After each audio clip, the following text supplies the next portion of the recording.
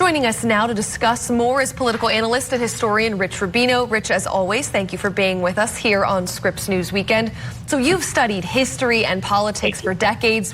Where does this debate rank for you in presidential history in terms of the candidate's performance? It's really unprecedented. Now, there have been poor debates, for example, in 1984, Ronald Reagan's first debate with Walter Mondale.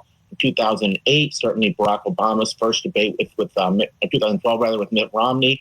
But I think this one is different because of Joe Biden's age and because it's such kind of the flagship issue in terms of the criticism of Joe Biden, and for that matter, in some respects, Donald Trump as well. I don't think we've really seen anything like this. With Ronald Reagan, there was really no call. There were very few calls for him to actually just drop out or not to seek the nomination, just to drop out rather after that. And it's certainly the same thing in 2012 with Barack Obama after his poor performance the first time with Mitt Romney.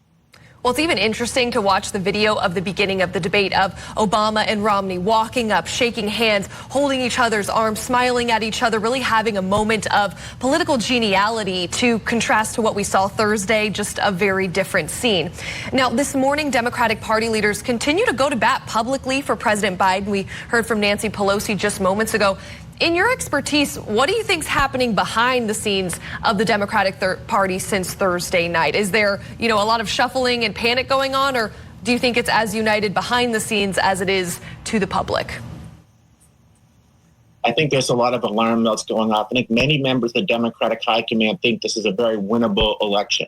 They think they can defeat Donald Trump. They say, why do we have to essentially have the baggage that Joe Biden has? By the baggage, I mean not necessarily something ideological, not because he wasn't able to get legislation passed, but simply because Americans view him as too old and they view the age issue is almost paramount amongst anything else. They're probably thinking about how they can convince Joe Biden to drop out of the race and who potentially would succeed him and who supplant him rather as the Democratic presidential nominee.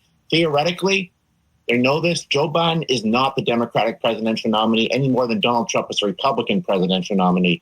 They're nominee presumptives, meaning they're nominees because they garnered enough delegates in terms of the primaries. But primaries are really just advisory in a respect. He has certainly pledged delegates, but they go to the convention, and that's when it's decided who the nominee is going to be at the convention. So they still have a very little bit of time.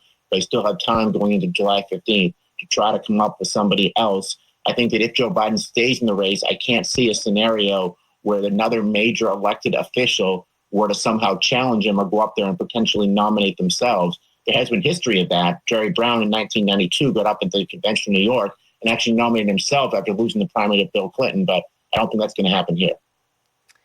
That's really interesting, and that was something I was going to ask about is the convention. How do you see that going? Do you see something like what you have mentioned with Jerry Brown happening, or do you think they're going to stand strong and kind of push Biden through here?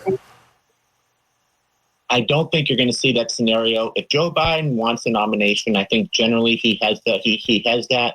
The almost 4,000 pledged delegates that he has are certainly there. There's a reason they're pledged to him. There's somebody who supports him.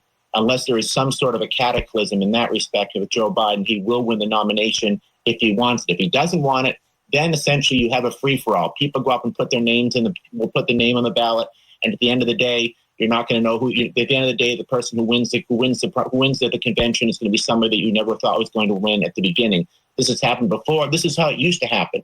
But up until 1968, in 1968, Eugene McCarthy, the senator from Minnesota, won delegates in the primaries. He won pledged delegates. Then at the convention, Hubert Humphrey ended up winning. So there were riots in the streets of Chicago. The Democratic Party reformed their process after that. The Governor Fraser Commission to make it so that delegates were decided basically at the primaries.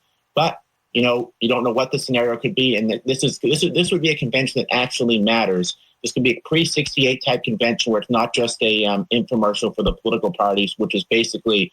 They're basically 3-day infomercials for the political parties right now where you know who the nominee is going to be. That's what it would be, a convention that actually meant something. Well, we will certainly be watching for how that plays out. And political analyst and historian Rich Rubino, thank you as always for giving us your context and insight. We appreciate it. Thank you. I enjoyed it. Thank you so much.